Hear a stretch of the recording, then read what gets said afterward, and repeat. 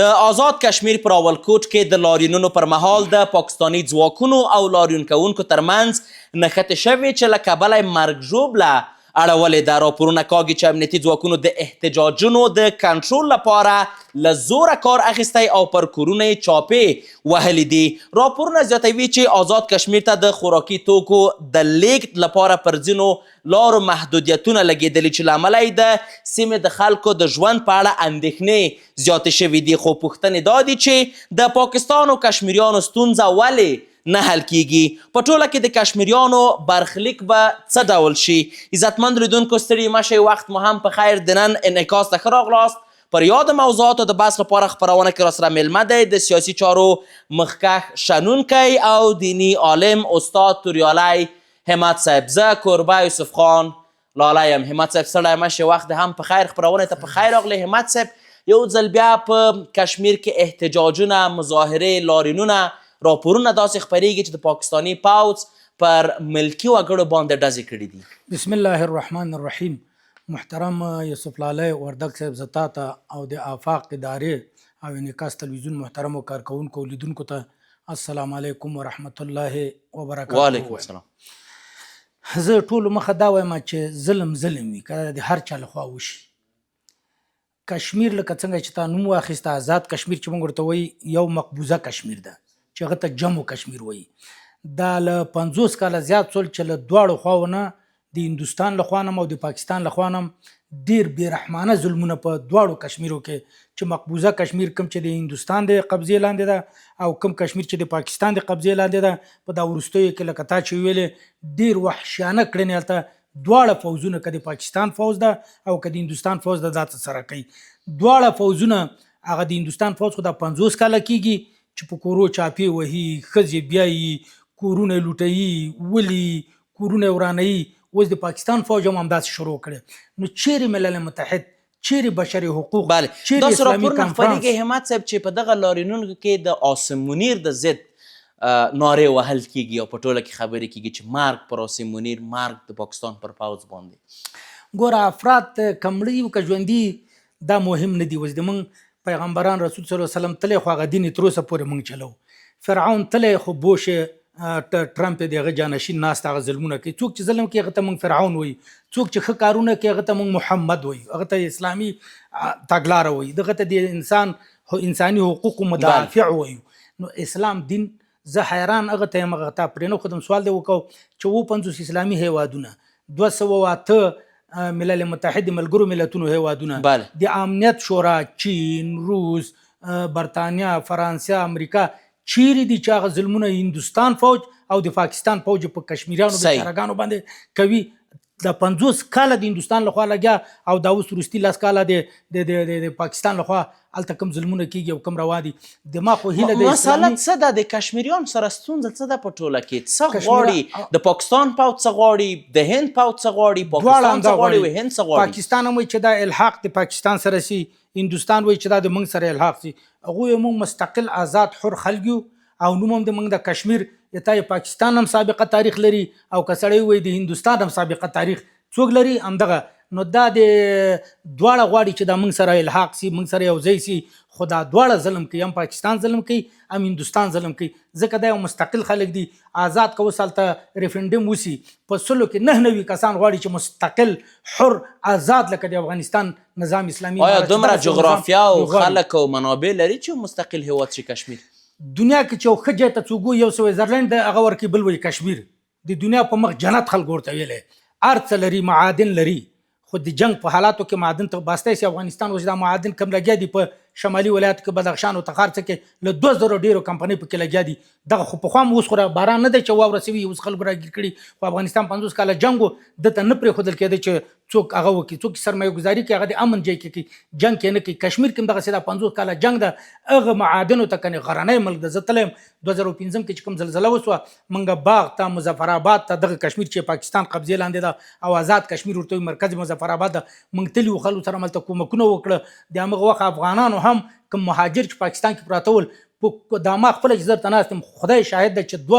لارۍ د مهاجرو مواد هم کمپل بلستن یو خوراکي توکو پورې دا هلته ورسول باغ ته مظفر آباد ته او دې ځایو ته موږ ورکړه کشمیرانو ته تقسیم کړه چې هغه غرونه مو لیدل هغه ونې مو لیدلې هغه سیند هغه اوبه مو لیدلې هغه منظرې مو لیدلې که هلته جنګ نه وي دا د دنیا یوازې ولې دوبۍ دونه هغه د خلک هلته ورته ورځي خو دونه قشنګ ځای نه ده ولې دا که هغه هلته جنګ نه وي د پاکستان فوج او د هندوستان فوج له ظلمونو لاس واخلي آزاد مستقل هیواد هغه جوړ شي جغرافیه هم د ډیرو هیوادونو دا اوس 53 اسلامي هیوادونه دي له 150 نه زیاته له 150 هیوادونو زیات د کشمیر جغرافیه لویه ده له 150 هیوادونو زیات څنګه چې هغه واړه داسې هیوادونه دي چې 15 هیواده یو ځای کې د کشمیر جغرافیه څنګه نشي رسېدی نفوس یې د کشمیر 15مه برخه هم نه تشکیلوي هغه مستقل هیوادونه دي نومونه به یې اوس نه اخلو سفیران لري ټولو دنیا 210 ملکو کې او د هغوی سفیران د دغو کې دي ولې کشمیر له دغه برخې نه هغه د باید ملګري ملتونه اسلامي کانفرانس او اسلامي علما د علماو کوم هغه چې د باید یو جدي اقدام وکړي 50 کاله کېږي چې داسې ورځ نشته چې کشمیري مور ونه جوړېږي خور بوره نشي خور وراره نشي او مور بوره نشي او بچی یتیم نشي داسې ورځ به څوک پیدا نه کړي په کشمیر کې هم د هندوستان لخوا هم د اوس د پاکستان هم ورسره شروع وکړه دا دونه وخت د هندوستان لخوا اوس پاکستان هم ورسره شروع همدغه پوځي رژیم چې اوس ویل کېږي چې په کشمیر کې خلکو ته سرخوږی جوړ کړی څو ورځې وړاندې پر افغانستان باندې هم بریدونه ترسره کړل بېګناه خلک یې شهیدان کړل ماشومان او ښځینه هم پکې شتون درلود فکر کوئ ولې باید د هېواد پوځ دومره ظالم شي چې هر خواته چې لاس اچوي یوازې ظلم کوي ګوره یو ځل مې چې غلی خدای د تا ووهي دویم ځل مې چې غلی خدای د ما ووهي چې دا یو ځل نه د 2 ځل نه د 3 ځل نه ده هم په کشمیر کې هم په پښتنو هم په افغانستان بمبارونه کېږي ډرون کېږي توپونه ویشتل کېږي موږ غټه خبره همدا چې په سختو ټکو مو وغنده په غندلو چې کېږي یعنی عملا لکه څنګه چې پرون امیر المؤمنین ټول وزیران غوښتي دي او هغو سره مجلس کړی هغه ته 15 خبرې کړي اتفاق او اتحاد چې اتفاق او اتحاد وي هغه نظام بیا دایم پاتې کېږي د خلکو خادمان به ځان ګڼئ تاسې وزیران والیان ولسوالان نه یي درېیم مې دا ویلي دروازې به خلکو ته خلاصې پرېږدئ څلورم مې دا ویلي دي چې ښه اخلاقو نه به کار اخلئ پنځم مې دا ویلي دي چې تاسې باید راتلونکی نسل په تاسې په موږ په دغه نظام ویاړ وکړئ کنې دا د حمام لنګ د قدرت او چوکۍ نن د ما سره د سبا به بل سره څو کاله مخکې 21 کاله جمهوریت سره وغه نه مخکې 15 کاله ما سره وغه نه مخکې رباني سره وغه نه مخکې مجددي سره وغه نه مخکې کمونستانو سره نن ما سره د سبا به بل چا سره خو چې یو تاریخ خو دغسې وي لکه نه چې جمهوریت د خلک نفرت لري ځکه هغوی ظلمونه کول دا نو به اسلامي امارت او اسلام سره څوک نفرت ونه لري ښه کارونه وکړي چې راتلونکي نسلونه لکه مالیزیا لکه فیلیپین لکه اندونیزیا لکه بوسنیا لکه هرسنیا په دې ځایو کې حتی چین پورې دا خلک چې مسلمان شوي نه په جنګ شوي دي نه په څه دا مسلمان تجاران تل ښه اخلاق کول خلک مسلمانېدل نو امیر المؤمنین د وزیرانو سره ډېر ښه هغه کړی خو دغه ځای کې زه وایم چې کاشکې امیر المؤمنین دغه وزیران چې هلته غوښتي کاشکې دوی دغه د خپله راغلی وای دلته نو مصارف به هم کم شوي وو او د خلکو اطمینان به هم حاصل شوی وو دا خو نورې خبرې ډېرې ښې کړي دی ویلي چې عدالت به کوي اول به په ځان تطبیقوي فرمانونه به اول په ځان تطبیقوي عام په هوای به په دې فرمانونو کې کوي یعنی ډېر بهترین هغه یې کړي دي او حتی لکه څونه فرمانونه چې ما ویلي دا د ما شخصي نه دي یا د الله قول دی یا د پیغمبر قول دی یا د امام ابو حنیفه د مذهب متون دي دا امیر المؤمنین ویلي نو امیر المؤمنین دا ویلي چې تاسې ټکنالوژي ته کار وکوئ علم تاسې هغه کوي مشخص کړی نه ده شرعي نه ده ویلي دیني علم ویلی علم 2 قسمه ده یو تکویني علم ده یو دواړه دیني دي تکویني کوم شیان لکه جغرافیه لکه جغرافیه کې چې کوم شیان وي لکه کیمیا فیزیک ریاضي دا درته استخراج دی د معادنو کې لکه اوس چې لګیا دي او بیولوژي او دا شیان دا هغه درته کوي چې طب دا شیان درته کوي یعنی د انسان روحي تداوی او جسمی تداوی په دغه چې موږ ورته ساينس وایو دا هم دیني علم ده یوسف علیه السلام کاغذ جوړ کړی داود علیه السلام انجینر اوسپنه جوړه کړې ده سلیمان علیه السلام شیشه جوړه کړې نوح علیه السلام انجینر کشته یې جوړه کړې د ادریس علیه السلام خیاط انجینر کالی جوړ کړي دي نو دا موږ دا امیر المؤمنین ویلي چې تاسې انجینران سئ د دې امر باندې عمل وکړي واعدوا لهم ما استطعتم من قوه دا امر د واجب د فرض د چې تاسې ورته تیاری وکړي اوس که رسول الله السلام او امیر المؤمنین ویلي اوس به هغه ایټم درلودی که دشمن سره تیزیات نه وي باید برابر خو ورسره وي چې کله برابر چې ورسره بیا تقوا موږ سره وي ولس موږ سره وي خدای موږ سره وي وسله موږ سره وي بیا به ګلې ګلزاري بیا به نه راباندې ډرون راتلی سي هوا به مې محفوظه وي رادار به هم لرم توپ به هم لرم ټانک به هم لرم امیر المؤمنین دا خبر کړي دښمنانو دنه غلط کړي چې هغه دیني علم ویلي هغه دیني ویلي دیني دواړه دي دین او دنیا چې آخرت دې ښه کوي دنیا دې ښه کوي دنیا دې ټکنالوژي ښه کوي آخرت دې څه ښه کوي عبادت ښه کوي دواړه یو تکویني دي او یو عبادتي علوم چې دي دا انبیاء ورالېږلي 4 ستر کتابونه یو 100 صحیفې او یو لکه 4,000 پیغمبران زیات کم راغلي هغوی دا راته رالېږلي پیغمبر علیه السلام طب نبوي وګوره بس ته کتابونه لري طب یعنې پیغمبر علیه السلام دا خلک دروغ وایي پوه شوي نه دي چې العلماء ورثة الانبیاء هغوی وایي صرف د پیغمبران چې دي دا د هغو علماء وارثان دي چې ضربه ضربو یضربن فهو ضارب صرف نحو زده منطق زده او قرآن و حدیث دی نه دی هم دي څوک چې انجینر وي څوک چې ډاکټر وي څوک چې ژورنالیست وي څوک چې وي د دوه هغوی څه دي وارثه دي د انبیاو یعنې د امیر المؤمنین ماشاءالله ښه داسې جامع خبر کړي د تعلیم خبرې کړي چې دا عام کوي د تعلیم خبرې کړي چې یوازې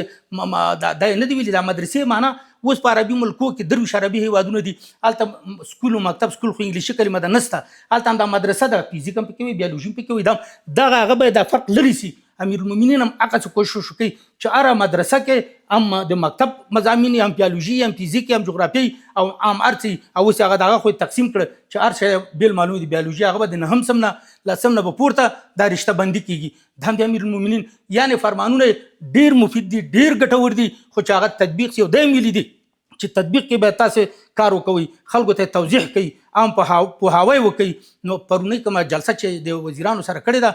ډېره ښکلې جلسه وه او دی ویلي چې د وخت سره موږ تاسې باید ځان تقویه کړو بل چاته محتاج نه سو پردی کټ ته نیمو شپو وي نه خلک د موږ مزدوران دي چې موږ ته وسلې راکوي موږ نه به یو څه غواړي لکه کمونستانو چې هغو نه غوښتل نورو موږ به خپله جوړو اوس د موږ انجینران لګیا دي الحمدلله په ټوله ټکنالوژۍ باندې هغه خراب ټانکونه هغه تیارې هغه توپونه هغه ترمیم کړي جوړوي او خپله به نور موږ اختراع کوو دلته انشاءالله دا د امیر المؤمنین هغه توصیې وي خو دښمنان د نه نور څه دیري چې ور هغه دیني ویلی دیني همدا ویلی چې دا یو تکویني امور دي او یو تعبدي امور دي تشریعي انبیا ورالېږلي قرآن او حدیث او فقه ده او تکویني دا دي چې فیزیک ده بیالوژي ده کیمیا ده په هغه باندې معلومیږي د الله چې کوم هدف ده چې دا انسان باید ترقي وکړي ټول شیان د انسان لپاره پیدا شوي او دا هم غلط مشهور ده چې خلک وایي عصري علوم دا قرآن د موږ عصري ده د هر عصر سره تطابق کوي حدیث د موږ عصري دي فقه د موږ عصري ده دین د موږ عصري دین ده هر وخت پورې تر څو چې د امر د مشرق لخوا راخیږي دا د موږ دین دغه سره برابر ده داسې یو کار به پیدا نه کړي چې آیات دغه خلافي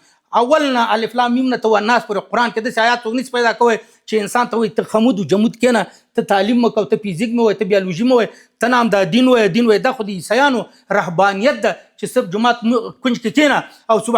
سبحان الله وایه امیر المؤمنین وایي چې نه سبحان الله به هم وایه زراعت به هم کوې فیزیک به هم وایه بیالوژي به هم وایه که ټول ملک کې څوک انجینر ونه لرو حتی موچي ونه لرو چې دا بوټ جوړ کړي تم مسؤل فرض عین په ما په تام په ټولم خو که یو ولرو دوه ولرو بیا فرض کفایي ده د موږ ټولو غاړه خلاصه ده اوس موږ دا څلوېښت نیلونه امیر المؤمنین ویلي خصوصا وزیرانو دا نور دوی مسؤل دي مکلف دي په دو ټولو فرض عین ده چې رادار هم جوړ کړو ټکنالوژي هم جوړه کړو تعلیم هم عام کړو او امیر المؤمنین دا ویلي دي او امیر المؤمنین دا ویلي چې تاسې د ولس سره هغه کارونه وکړئ چې ولس خوشحاله وي هغه کارونه وکړي چې خدای خوشحاله وي پیغمبر خوشحاله وي د الله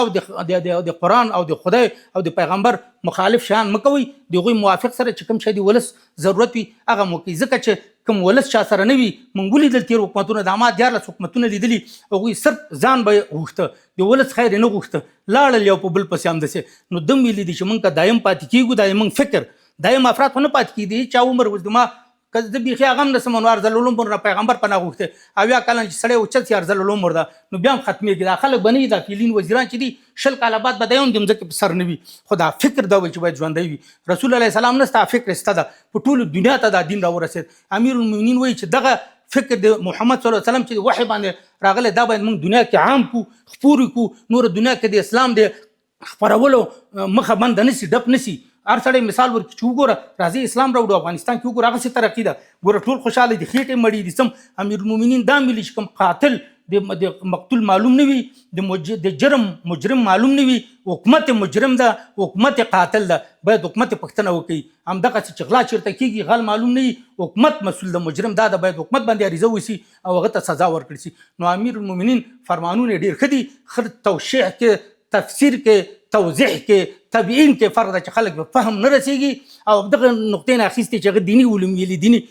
خو دواړه دي یوازې یو دین شریعت نه ده، قرآن و حدیث شرعي نه دي ویلي، دیني ویلي. دیني کې تکویني راځي، تشریعي راځي. را بشو منځني ختیځ ته راشه منځني ته راځي. ترامپ وایي زما سالګره یا د زوکړې ورځ ده او ښایي چې په همدغه ورځ موږ له ایران سره تړون هم وکړو. فکر کوي چې دغه تړون به ترسره شي نن یکشنبې؟ دا که د د زوکړې ورځ وي او که د د وفات ورځ وي، نو زه وایم په دا ټولو کې دغسې همت پکار دي. ټول دا 50 اسلامي هیوادونه دي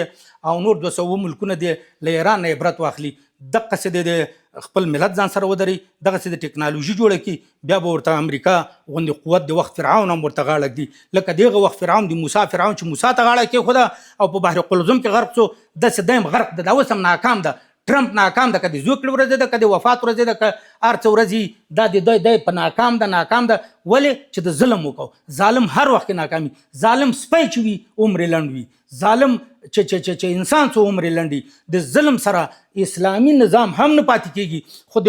عدل سره کفر نظام هم پاتې کېږي. دی هم کافر ده هم ظالم.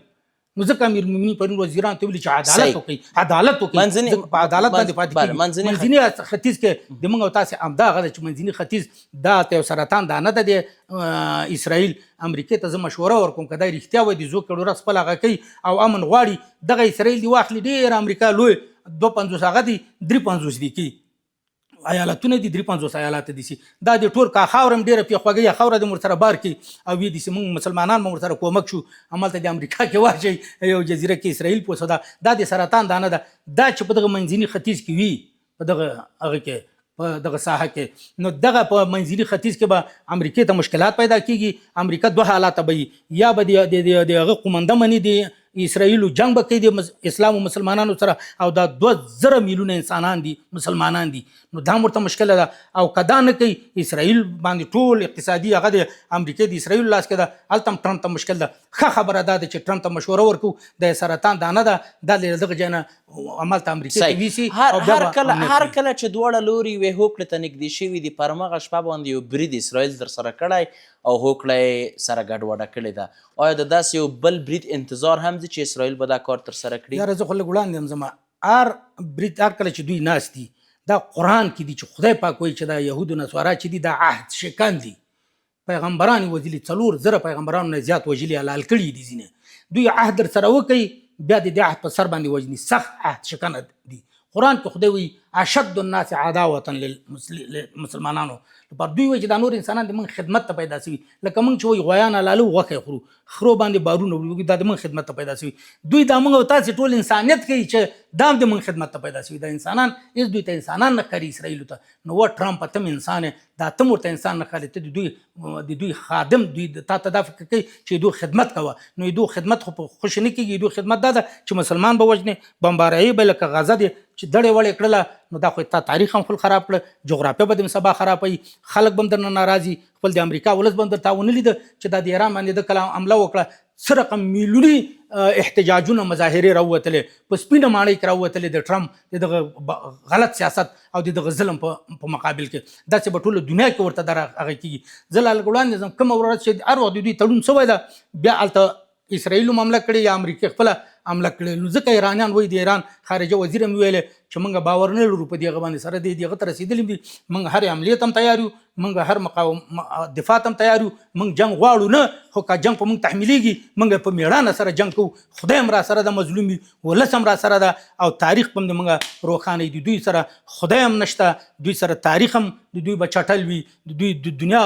بشردوست خلک هم د دوی په خلاف دي. خو له ډاره هغه کولی نه سم، د خواسیاري د اوس به دړې وړې شي نه. ټول پوهېږي چې اوبه غوا توره پۍ سپینې، خو له ډاره ویلی نه سي. ټول پوهېږي چې ظالم دغه لیوه ده چې بر اوبه شي کې اوبه دی راخړی، خو لاندې پسه ته وایي چې اوبه مه راخړو.